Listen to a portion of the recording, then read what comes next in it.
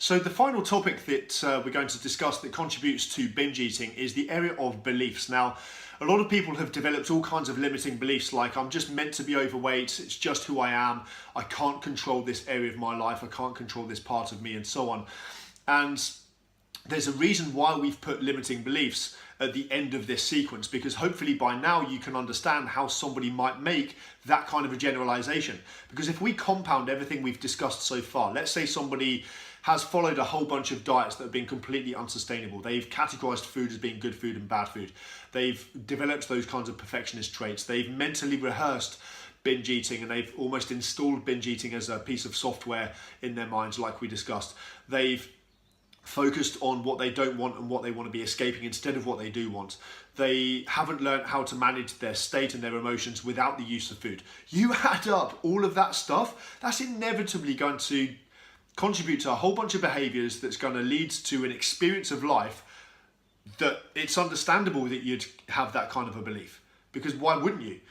So they look at it and they go, failure, failure, failure, failure, failure, that must mean I'm a failure. So one of the important things to understand is that there's no such thing as failure. There is only feedback and information. All of these experiences that you've had so far, all that means is that you've discovered what not to do. And all that means is that you haven't discovered what to do yet.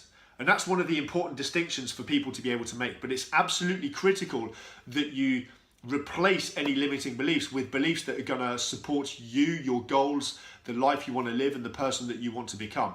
And a skilled coach is going to be able to guide you through a whole bunch of processes and techniques to be able to do that and to install beliefs at an unconscious level that are going to keep you on track. But for many people, just purely that conscious realization and making that choice is enough. For many people, just looking at that and going, it makes sense that my brain has just generalized that. Like, all a belief is a generalization, and it's an assumption based upon a bunch of experiences that you've had. And it's just been a mistaken assumption. It's not the truth.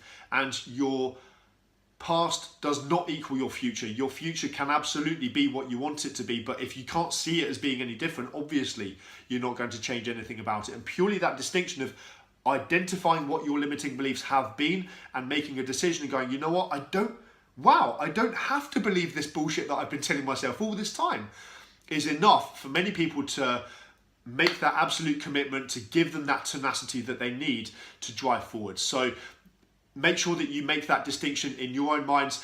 I hope this sequence has been useful for you. If you would like more information on these kinds of topics, then please subscribe to my page, and there'll be plenty more coming.